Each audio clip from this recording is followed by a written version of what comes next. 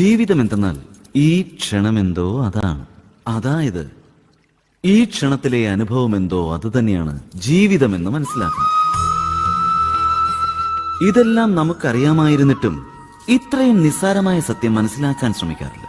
ഒന്നുകിൽ കൊഴിഞ്ഞുപോയ നിമിഷങ്ങളുടെ സ്മരണകളിൽ നാം നമ്മെ തളച്ചിടുന്നു, അല്ലെങ്കിൽ ആഗതമാകുവാൻ പോകുന്ന സമയത്തെക്കുറിച്ച് സങ്കല്പിച്ചുകൊണ്ടേയിരിക്കുന്നു. അപ്പോൾ ജീവിതം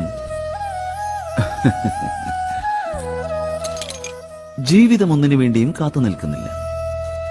ഒരു സത്യം മാത്രം നാം ശരിക്കും മനസ്സിലാക്കിയാൽ മതി. നമുക്ക് ഭാവി പ്രവചിക്കുവാനും കഴിയില്ല, നമ്മുടെ ഭാവിയെ നിർമ്മിക്കുവാനും കഴിയില്ല. നമുക്ക് ചെയ്യുവാൻ കഴിയുന്നത് ധൈര്യത്തോടെയും സമർപ്പണത്തോടെയും ഭാവിയെ ആലിംഗനം ചെയ്യുക എന്നത് മാത്രമാണ്. ഭാവിയെ സ്വാഗതം ചെയ്യുവാനേ നമുക്ക് കഴിയുകയുള്ളൂ. അങ്ങനെയാവുമ്പോൾ ജീവിതത്തിന്റെ ഓരോ നിമിഷങ്ങളും ജീവിതമായി തന്നെ അനുഭവപ്പെടുകയില്ലേ?